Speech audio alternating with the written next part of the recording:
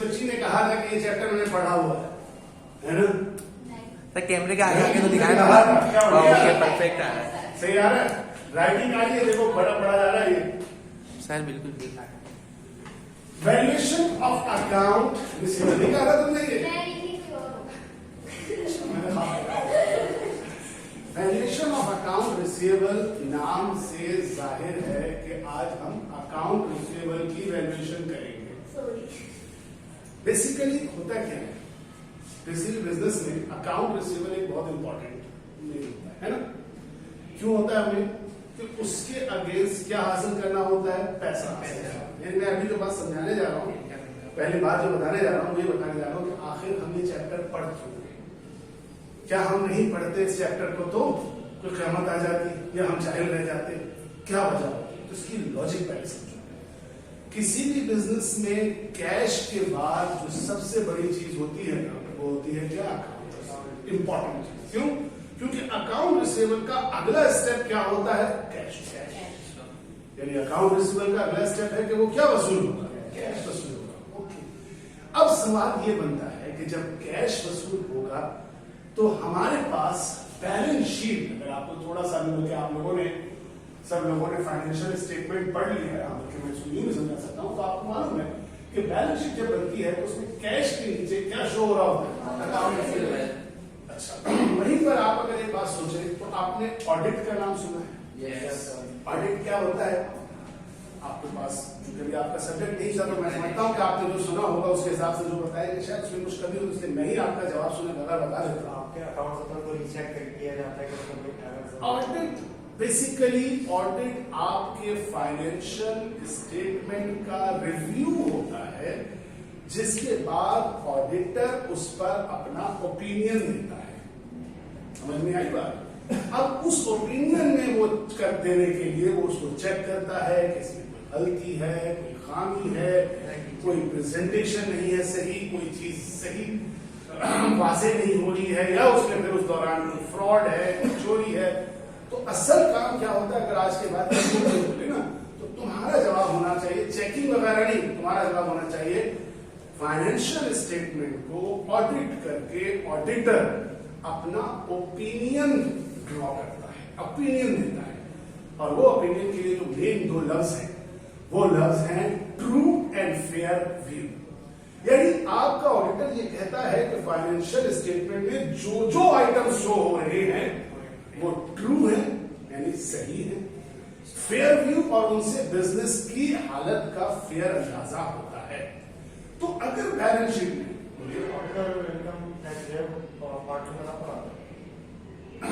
मैं क्या नहीं पढ़ा सकता, ऑडिट डिपार्टमेंट से अकाउंटिंग पढ़ा रहा हूँ, टाइम नहीं होता था, वरना मैं पढ़ाता रहा हूँ, फुल टाइम टीचर हुआ करता था। हाँ, फुल टाइम सब और काम नहीं करता था, सिर्फ पढ़ा। अकाउंट रिसीवेबल बुक्स में शो होते हैं, फर्ज करो 1 लाख रुपए। अभी मैंने क्या कहा, ऑडिटर का क्या काम है, क्या बताएगा? True and fair. तो रिसीवेबल के 1 लाख क्या कहना चाहते हैं कि तुम्हारा मार्केट में जो पैसा रखा हुआ है वो कितना रखा हुआ है?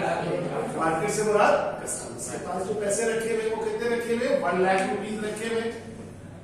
लेकिन ऑडिटर ने इसको इस तरह व्यू करना है, क्या वाकई ही है या नहीं?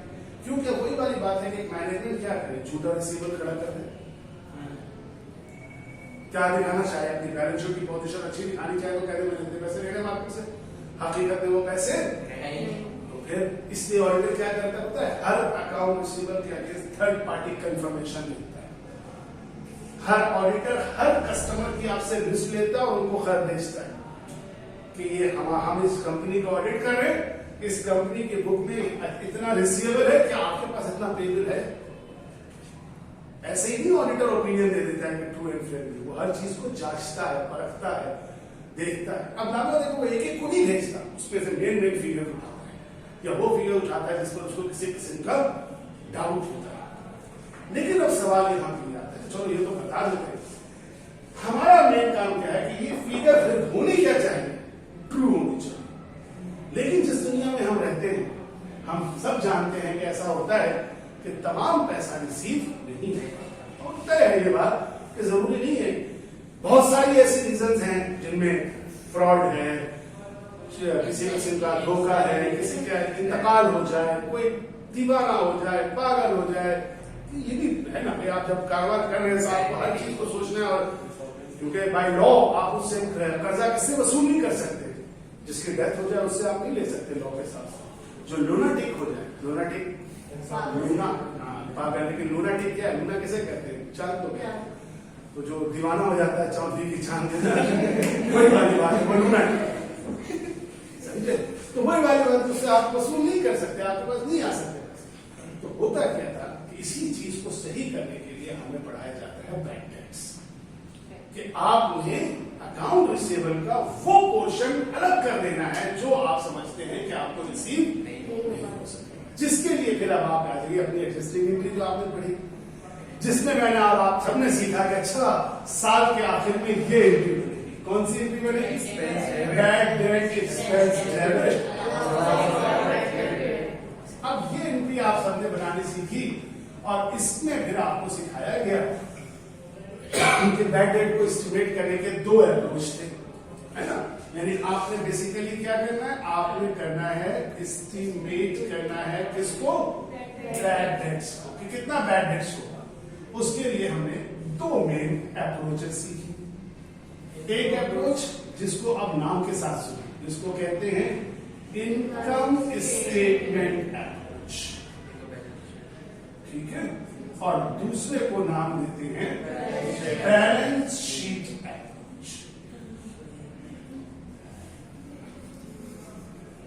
अब आपने तो बहुत सादा सारे सिखाया कि इनकम स्टेटमेंट अप्रोच में दरअसल जिस चीज का सहारा लिया जाता है वो होता है नेट क्रेडिट सिंपल, और उस पे अप्लाई किया जाता है क्या चीज? जो आपको गिवन होता है, क्या?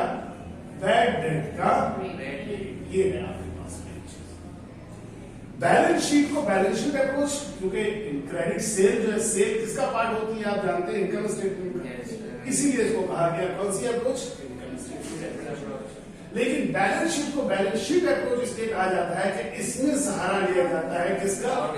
अकाउंट रिसीवेबल का, और उस अकाउंट रिसीवेबल पर हम अप्लाई करते हैं क्या? बैड डेट्स का रेट इस्तेमाल करते हैं, और फिर बैड डेट को क्या करते हैं? कैलकुलेट करते हैं। लेकिन अब इसमें कई आपके पास अभी सवाल आगे जाके मसलन इस अकाउंट रिसीवेबल को ही अगर देखेंगे तो आपको इसमें तीन तरीके मिलेंगे, ये भी आप इस चैप्टर में पढ़ेंगे। एक तरीका होगा जिसमें आप कहेंगे सिंगल रेट, जिसमें आप अकाउंट रिसीवेबल का सिंगल रेट लेंगे, जो आप अभी इसमें लेते थे 5%, आपने अकाउंट से उठाया, उसको 5% अप्लाई कर दिया और रेट निकाला और सॉल्व कर लिया। लेकिन कभी कभी ऐसा भी होगा कि मल्टीपल रेट होगा। मल्टीपल रेट में अकाउंट रिसीवेबल की एजिंग होगी। एजिंग का मतलब अकाउंट रिसीवेबल के ग्रुप बना दिए जाएंगे, थोड़ा पुराना, थोड़ा से ज्यादा पुराना, और ज्यादा पुराना, बहुत ज्यादा पुराना। तो किसके नाम मिलने के चांसेस ज्यादा होंगे? तो जो बहुत ज्यादा पुराना उसके ऊपर बड़ा रेट होगा, उसके बाद थोड़ा रेट होगा, फिर थोड़ा रेट होगा। इस तरह करके मल्टीपल रेट होंगे, और फिर हम पहुंचेंगे किस पर? जो हमारा मकसद था, किसको निकालने का। समझे आप? बास कंपनीज रेट इस्तेमाल नहीं करती। बास सवालात में आप देख रहे होते थे कि वो बाकायदा सिर्फ क्या करते हैं? जजमेंट करते हैं, क्वालिटी जजमेंट कराते हैं, जजमेंटल अप्रोच। क्या मतलब जजमेंट अप्रोच में? उसमें तुम्हें बैड डेट निकालने के लिए या एस्टिमेट करने के लिए रेट की जरूरत नहीं है, बल्कि कस्टमर्स का खाता खोला जाता है और हर कस्टमर को बैठ के क्या किया जाता है? इंडिविजुअली उनकी कैरेक्टरिस्टिक्स को जांचा जाता है। ओ ये मलिक साहब, ये फलां साहब, ये फलां साहब, मैं किसी कास्ट का नाम नहीं दे रहा, मतलब फटा हो जाएगा ना। तो फलां साहब, ओ ये तो डरते ही था, टोपी पहन के आया था, हमें पहना दिया, अब ये नहीं देगा। तो वो आप समझिएगा आपने उठाया और वो फिगर उठा के कहां डाल दिए? तो कभी इस तरह से भी क्या होता है? जजमेंटल अप्रोच होता है, ठीक है। लेकिन असल में हम आपको छोटी सी एक और प्रैक्टिकल बात बता दूंगा इस हवाले से, जब आप लोग इंशाल्लाह आगे पढ़ने जाएंगे। अब सच्ची बताऊं, ये जो मैं पढ़ा रहा हूं ये बिल्कुल ऑब्सोलीट हो चुका है। ऑब्सोलीट का मतलब समझते हैं, खत्म हो चुका है। आउटडेट हो गया, लेकिन हम पढ़ा इसलिए रहे कि भाई है पूछने की। एक बात, दूसरी बात ये कि शायद वो जो आगे का पढ़ना है वो तुम उस वक्त तक नहीं समझ सकोगे जब तक कि ये चीज इस तरह में पढ़ लो। आज आ गया है IFRS 9, international financial reporting standard का 9, और वो 9 पूरे का पूरा डील करता है इसी बैटेज से, और उसके मुताबिक कि साल से ज्यादा जो रिसीवर हो जाए उसको बैडेड कर दे। लेकिन ये इतना सादा और आसान नहीं है जो मैंने एक जुमला बोल दिया। There is a hell amount of working involve in it. जिंदगी अजाब हो गई है सब चीजों में। करंटली अभी जो काम कर रहे हैं दो, एक लीजिंग का नया IFRS आया है और एक इसका आया। ये दोनों ने अपनी अकाउंटिंग को एक इतना मुश्किल कर दिया है कि शुरू में लगता है जब भी कोई नया स्टैंडर्ड आता है तो उसको प्रैक्टिकली अप्लाई करना, उसकी जो जैसे हम लोग कंपटीशन करते हैं ना अपने हर सवाल की कैलकुलेशन के लिए कंपटीशन करते हैं, प्रैक्टिकल दुनिया में उसके लिए पूरी वर्किंग होती है। और हम तो 4 लाइनों में कंपटीशन करके फारिग हो जाते हैं ना। प्रैक्टिकल दुनिया में आप वर्किंग करने जाते हैं तो आपकी शीट्स पे शीट्स बनती है, क्योंकि एक दो ट्रांजेक्शन नहीं होती, मिलियन और बिलियंस की ट्रांजेक्शन है, तो कैसे आप उसको हैंडल कर रहे होते हैं। तो मैं बात खत्म कर रहा हूँ, ज्यादा लंबी छोड़ तो ये ध्यान में रख लीजिएगा, ज्यादा बड़ी बात नहीं, सिर्फ इतनी सी बात कि अब दुनिया में अकाउंट रिसीवर के लिए जो नया तरीकेकार है वो है IFRS 9। यकीनन आप जब आगे जाएंगे पढ़ेंगे, लेकिन कम से कम एक मेरे मुंह से सुन के तो जाएंगे, तो कम से कम आप किसी के सामने बैठ के अपने आप को बिल्कुल नाबल्द ना फील करें। बहरहाल हम अभी पढ़ेंगे यही जो हम पढ़ रहे थे। अब यहां पर आने के बाद, और ये मैंने तुम कह रहा हूं, जब मैं सिर्फ टीचर था तो मुझे सिर्फ यही आता था, फुल टाइम टीचर। प्रैक्टिकल काम करने का मुझे मालूम है कि क्या क्या दुनिया में तब्दीलियां आ रही है अकाउंटिंग की, और इसीलिए मैं किया। अब यहां पर काम करते हुए, इस चीज को करते हुए आप समझिए कि आज का जो मेरा लेक्चर होगा वो बात खत्म करेगा कि आप लोगों को इस अकाउंट रिसीवर के अंदर सिंगल रेट में बात करना सिखाया था, मगर उस सिंगल रेट में हम सिर्फ एक काम करते थे, 2 चीजें सीखी थी। अगर अलाउंसेस फॉर बैड डेट का डेबिट बैलेंस होगा तो, और क्रेडिट बैलेंस होगा तो। लेकिन आज मैं सिखाता हूं कि कौन कौन सी कंडीशंस हो सकती है। खोलिए रजिस्टर और आइए मैं आपको सिखाते हुए साथ साथ क्वेश्चन सॉल्व करते हुए ये सारी कंडीशन आपके सामने रख रहा हूं, ताकि पहले ये तमाम चीजें आपके पास हो जाए। ये मेरे नोट्स में बहुत अच्छा सवाल मौजूद है, मैं लेकिन अभी ऐसे अपने पास से एक सवाल का एज्यूम करके लेके चलूंगा, आप उसको नोट करते जाइएगा ताकि आपके साथ वो प्रैक्टिस हो जाए। बेशक फिर आप आपके नोट्स से या उससे प्रैक्टिस के लिए वो क्वेश्चन इस्तेमाल कीजिए, ठीक है। अच्छा, इसमें थोड़ा सा स्टाइल इसलिए चेंज किया क्योंकि बेसिक मैं पढ़ा चुका हूं, वरना मैं बेसिक अगर नहीं पढ़ाता तो मैं बिल्कुल उससे हो जाता, लेकिन आप बेसिक बैड डेट वाले कैलकुलेशन आप सीख नोट्स तो बेसिक है, नोट तो बेसिक से शुरू होंगे, लेकिन वो बेसिक वही है जो मैंने आपको एडजस्टिंग एंट्री में पढ़ाया, उसी से शुरू हुआ, उसके बाद फिर चीजों पे आ जाएगा।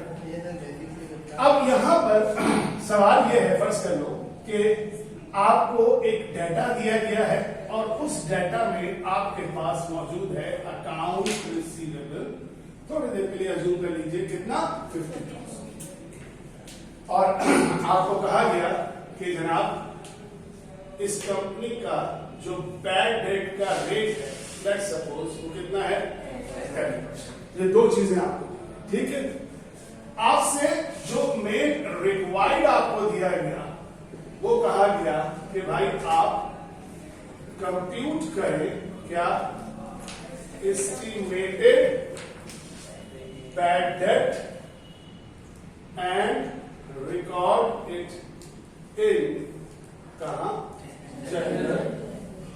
जर्नल, यानी पहले कंप्यूट कीजिए और उसके बाद इसको रिकॉर्ड कीजिए, ठीक है। अच्छा, यही पे एक बात बता के खत्म ही कर दूं, आपको एक एंट्री तो आती है ना रिकॉर्डिंग की, बेसिकली ये कौन सी एंट्री है, ओके। अगर ये एडजस्टिंग एंट्री और अगर यहीं पे मैं कहूं कि क्लोजिंग एंट्री बनाओ, तो याद है डेप्रिसिएशन एक्सपेंस में क्या क्लोजिंग एंट्री बनाते थे, expense and revenue summary, debit, depreciation expense, credit. अगर इसी में एडजस्टिंग के साथ क्लोजिंग आ जाए तो बैड डेट एक्सपेंस डेबिट जो हो रहा है ये क्लोजिंग में क्या हो जाएगा, क्रेडिट, और एक्सपेंस एंड रेवेन्यू समरी, यानी इस चैप्टर में क्लोजिंग एंट्री जो है वो क्या है, expense and revenue summary debit और बैड डेट एक्सपेंस क्रेडिट, ये प्रॉपर आपके पास लिखा हुआ मिल जाएगा उसमें, लेकिन बिल्कुल डेप्रिसिएशन से रिलेट करता है, ठीक है। अब लेकिन जो एंट्री बनानी है या जो काम करना है उसमें समझिए मल्टीपल केस है। केस 1 कहने लगा कि अलाउंसेस फॉर बैड डेट जो है उसका क्रेडिट बैलेंस है 1000 रुपए। अब ये वाला वो केस है, क्योंकि तरतीब से चल रहा हूं तो ये आपको आता है, लेकिन पहले वही करवा रहा हूं। आपने कंपटीशन क्या लिखा जी? कंपटीशन क्या लिखा? पहला अकाउंट रिसीवेबल कितना? 50,000। क्या अप्लाई किया? रेट कितना परसेंट? 10%। क्या आ गया? 5,000। कौन सा बैलेंस हो गया जी? Estimated balance. क्या है अलाउंसेस फॉर बैड डेट का? क्रेडिट बैलेंस है। क्या करेंगे? Minus allowances for bad debts का क्रेडिट बैलेंस कितना? 1000 माइनस कर देंगे, कितना आ जाएगा? 4000। ये 4000 बन जाएगा क्या? Bad debt expense. आपसे कहा जाए कि आप एडजस्टिंग एंट्री बनाइए या कहा जाए रिकॉर्ड कीजिए, तो आपको एंट्री एक दफा मैं बना दूंगा ताकि आपको समझ में आ जाए। Bad debt expense debit allowances for bad debts credit कितने से? 4000 से, जो आपने यहाँ बनाई। इसी के नीचे अब अगर क्लोजिंग हो तो यार क्लोजिंग समझ लो क्या बनेगी? क्लोजिंग बना दूं या छोड़ दूं? चलेगी? बना देते चलिए। बहुत बढ़िया, ऐसा ना लगे कि मैं पुरानी कायदा पढ़ा रहा हूं। Expense and revenue summary debit और bad debt expense credit amount 4000। ठीक हो गया? अब इसी सवाल में या इसी के अंदर आपके पास केस 2 आ गया, जो कि आप पहले करते रहे हैं। कहने लगा कि अलाउंसेस फॉर बैड डेट में 1000 का बैलेंस है, लेकिन कौन सा बैलेंस है? अब आपको इसका भी पता है, क्या करेंगे जनाब? ठीक है, एक सेकंड, इतनी बोरियत का इजहार मत कीजिए, पता है कि ये आपको आता है, लेकिन एक तरतीब के हिसाब से चल रहा हूं। 50,000 रेट अप्लाई किया, 10%, 5,000 का एस्टिमेटेड बैलेंस, और अब आप प्लस कर देंगे अलाउंसेस फॉर बैड डेट का 1000, और ऑब्वियसली अब आप मैं एंट्री अपनी बनाऊंगा, ठीक है, जहां पे सेम एंट्री है। 6,000 बहुत जबरदस्त यार, क्या बात है, क्या बात है, बड़े होके बिल गेट्स बनोगे। 6,000, ठीक है। अब यहां तक का हमने सीखा हुआ। अब अगर यहीं पे शुरू करता हूं, एंट्री सेम है, अब बना लीजिएगा। अगर यही केस 3 आ जाए और कहा जाए जी, देखो याद रखिए कि हमारा ये, अगर आपको याद हो तो मैंने आपसे क्या कहा, अलाउंसेस फॉर बैड डेट में क्यों डेबिट आता है, क्यों क्रेडिट आता है? पिछले साल है एक्सपेक्टेड हमने ज्यादा या कम किया होता है। जितना आप एक्सपेक्ट कर रहे होते हैं जरूरी नहीं कि एक्चुअल वैसा ही हो, एक्चुअल उससे ज्यादा या एक्चुअल उससे कम, तो कुछ भी हो सकता है ना, सिचुएशन तो कोई भी आ सकती है। इसलिए आपको सारी मल्टीपल सिचुएशन जो आ सकती है और उन सिचुएशन में आप क्या क्या करेंगे, ये अब आपके सामने आ रहा है। तो अब allowances for bad date, first कीजिए कि आपको लिखा हुआ नजर आ रहा है कि अलाउंसेस फॉर बैड डेट का 5,000 का क्रेडिट बैलेंस।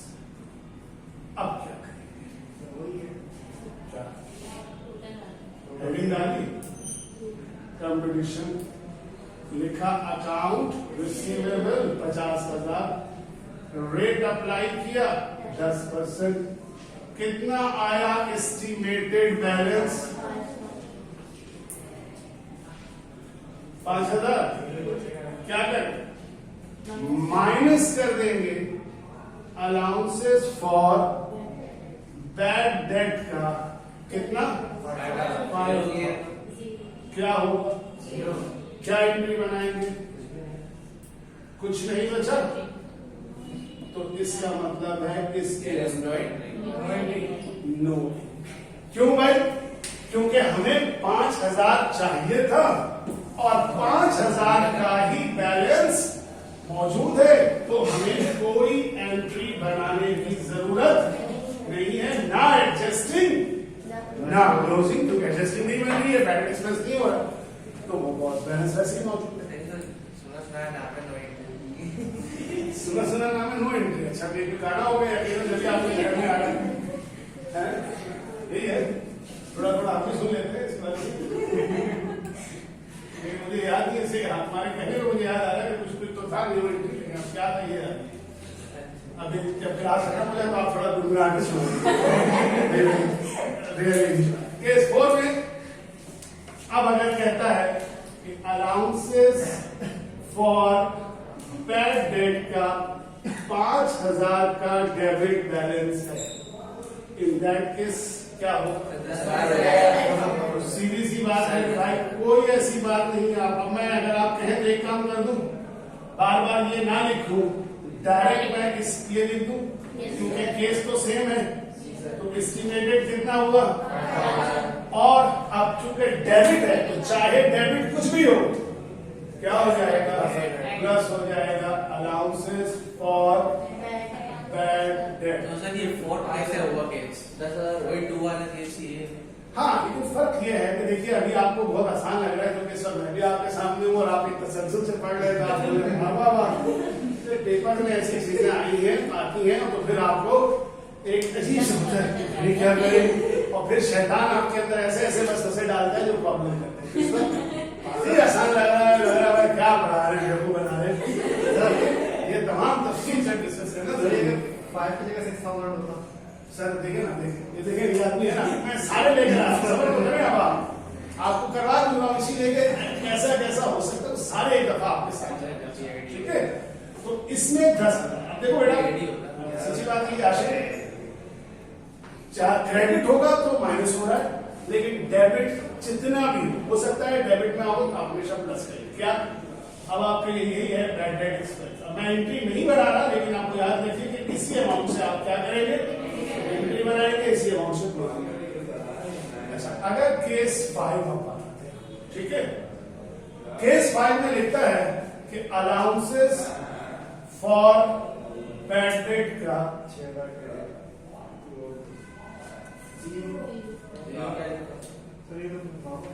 अगर 0 है, या एक दफा ये भी हो सकता है लिखा हुआ कि नो बैलेंस आया है, नो बैलेंस कहता है कंपनी फर्स्ट ईयर ऑपरेशन, पहला साल है, तो फिर कोई बैलेंस नहीं होगा।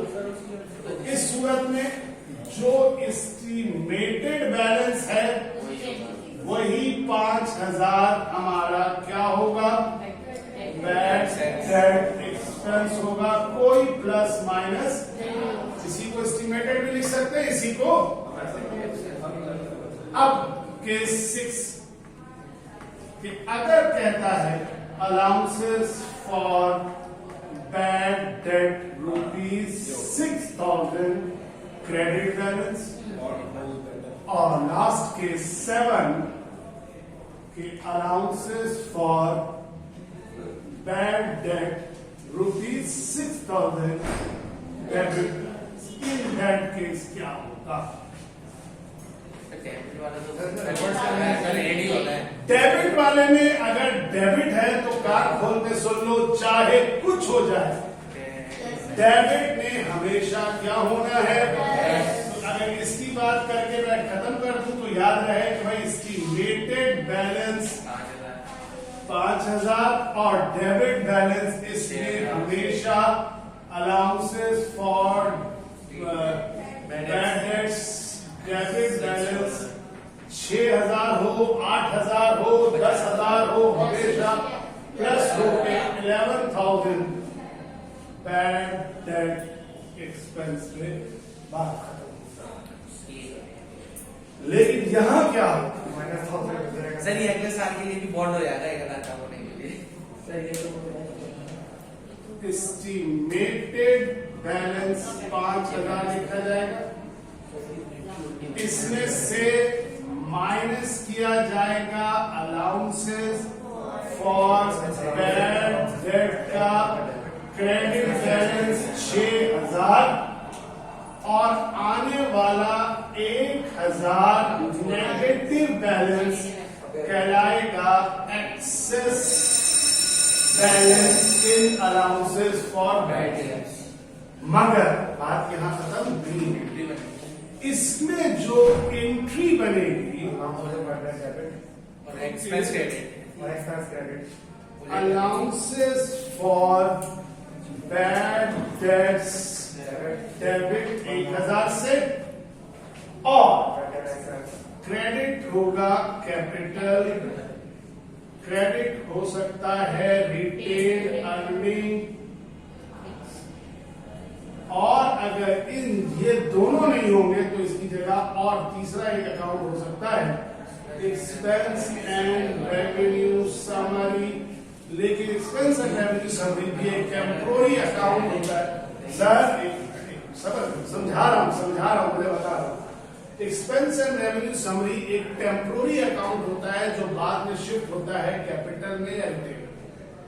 अब यही आपका सवाल है, यही आपके दिमाग में होना चाहिए कि आखिर ऐसा क्यों, क्यों ऐसा। सुनिए बॉस, करेक्टिंग एंट्रीज का टॉपिक मैंने आपको पढ़ाया है, ठीक है, वर्कशीट के अंदर। अगर आप पढ़ने वाले बच्चे होंगे तो आपको एक चीज पढ़िएगा जाके, जो मैंने नोट्स दिए हैं उसमें करेक्टिंग एंट्री के नोट है, पढ़िएगा, वो मैं पढ़ाऊंगा नहीं, याद रखिएगा। उसमें करेक्टिंग एंट्री की टाइमिंग का जिक्र किया गया है। यानी करेक्टिंग एंट्री क्या होती है कि कोई मिस्टेक है जिसको आपने पकड़ा और आपने उसको करेक्ट करने के लिए करेक्टिंग एंट्री बनाई, और उसकी टाइमिंग बहुत इंपॉर्टेंट है। क्या इंपॉर्टेंट है कि भाई आपने इस साल की मिस्टेक को इसी साल दुरुस्त करने जा रहे हैं, तो आपकी करेक्टिंग एंट्री डिफरेंट होगी। लेकिन अगर इस साल का मिस्टेक इस साल पकड़ा ही नहीं गया, वो क्लोज हो गई, सब कुछ खत्म हो गया, प्रॉफिट और लॉस निकाल लिया गया, बैलेंस शीट बना दी गई, और वो मिस्टेक कब पता चलती है, अगले साल, तो उस सूरत में बैड डेट एक्सपेंस या कोई भी पिछले साल का एक्सपेंस या पिछले साल का इनकम अगले साल जाके एक्सपेंस और इनकम के नाम से करेक्ट नहीं होता। आई मेरी बात समझ में नहीं आई? यानी अगर मैं अपनी एक मिस्टेक करता हूं, और मिस्टेक नॉर्मली अभी हम कर रहे हैं किसमें, क्योंकि हर एसेट, हर लायबिलिटी, हर इनका ताल्लुक या तो एक्सपेंस को बढ़ा देगा या एक्सपेंस को कम कर देगा, या किसी रेवेन्यू को बढ़ा देगा या किसी रेवेन्यू को कम कर देगा। अगर वो गलती इसी साल पकड़ ली गई एक्सपेंस और रेवेन्यू की, तो उसके तरीका यही है कि जो एंट्री बनाई है उसके रिवर्स एंट्री बना के उसको सही कर दो। लेकिन अगर तुम नहीं गलती पकड़ सके, तुमने क्लोजिंग एंट्री बना दी, सारे एक्सपेंस और रेवेन्यू क्लोज हो गए, सारा प्रॉफिट और लॉस निकाल लिया गया, और वो गलती अगर अगले साल जाकर पकड़ में आई है, तो भाई पिछले साल के एक्सपेंस को सही करने के लिए अगले साल का एक्सपेंस तो मत खराब करो, पिछले साल के रेवेन्यू को खत्म कर सही करने के लिए अगले साल, पिछले साल वाला रेवेन्यू और एक्सपेंस खत्म हो चुका है, और वो कहां पड़ा है, वो पड़ा होता है प्रॉफिट और लॉस में। प्रॉफिट और लॉस कहां जाता है, याद करो, कैपिटल में प्रॉफिट को ऐड कर देते थे, तो असल में वो प्रॉफिट और लॉस कहां मौजूद होता है, और एक्सपेंस का, किसी एक्सपेंस का ज्यादा या कम रिकॉर्ड करना दर हकीकत होता क्या है कि प्रॉफिट को या तो बढ़ाता है या प्रॉफिट को, जो कि मौजूद होता है कैपिटल के अंदर। तो अगले साल गलती को सही करने के लिए कैपिटल को इस्तेमाल किया जाता है। और इसी का दूसरा भाई है, जब कैपिटल नहीं होता तो एक अकाउंट होता है कंपनीज की सूरत में, जिसको नाम दिया जाता है रिटेन अर्निंग। रिटेन का मतलब है रिटेन करना, पकड़ कर रखना, थाम कर रखना, अर्निंग कमाई को जिसमें रखते हैं इस अकाउंट में, उस अकाउंट को कहते हैं रिटेन। यानी बात अगर कैपिटल में नहीं रखते कंपनी की सूरत में खास की, तो रिटेन अर्निंग यूज करते हैं, और अगर दरमियान में बना लेते हैं expense and revenue sum use कर लेते हैं, लेकिन फिर उसको साल के आखिर में क्लोजिंग में इस्तेमाल करते हैं। मगर ज्यादा अच्छा याद रखिएगा इसे, क्योंकि वर्कशीट की एक दो क्वेश्चन में ये एंट्री आई है, और जब वर्कशीट के इस क्वेश्चन में आप ये एंट्री बनाएंगे तो हमेशा कैपिटल का इस्तेमाल कीजिएगा, क्योंकि ज्यादातर ऐसे क्वेश्चन है जो कैपिटल के अंदर है। मगर क्या एक्सेस बैलेंस, समझो इसकी पर्टिकुलर पॉइंट में समझो तो क्या हुआ ये कि तुमने जब 5,000 एस्टिमेट किया तो तुमने देखा कि पिछले सालों में ही जो हमने एस्टिमेट किया था उससे 6,000 बचा हुआ।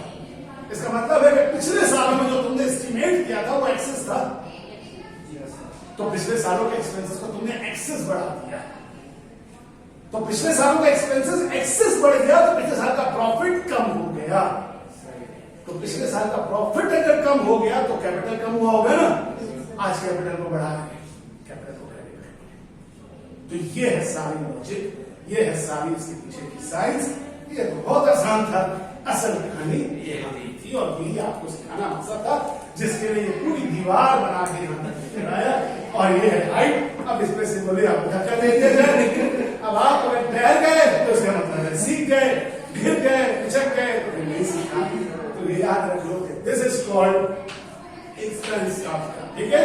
तो यहाँ पे आज है, कल हम इससे आगे। हाँ, इसकी क्लोजिंग एंट्री नहीं बनेगी। क्यों नहीं बनेगी? क्योंकि already adjustment and with same time they are closing itself, ठीक है ना। हाँ, अगर ये कह सकते हो कि तो तुमने एक्सपेंस एंड रेवेन्यू समरी से बनाया है तो फिर एक्सपेंस एंड रेवेन्यू समरी को क्लोज करके कैपिटल समझे। ये 2017 का जो अकाउंट रिसीवेबल का क्वेश्चन है उसको आप जरा सा चाहें तो घर जाके देखिएगा, लेकिन अभी नहीं, अभी जरा सा थोड़ा सा एक चीज कल में बढ़ा दूं। उसके बाद यानी इस वीक के बाद उसमें 4 केसेस थे और वो केसेस इसी तरह। और कल का पहले बता दूं लेक्चर क्या है, इंशाल्लाह जिंदगी रही। अभी तक तो हम कह रहे थे ना कि अलाउंसेस फॉर बैड डेट का डेबिट बैलेंस है, और अब पता है क्या होगा, तुमको खुद मालूम करना होगा क्रेडिट आ रहा है डेबिट आ रहा है। और हम अलाउंस से जनरेटर नहीं, हमें अलाउंसेस फॉर बैड डेट का टी अकाउंट बनाकर निकालना पड़ेगा कि डेबिट है या क्रेडिट, ठीक है। अल्लाह हाफिज़। हो गई आपकी वीडियो।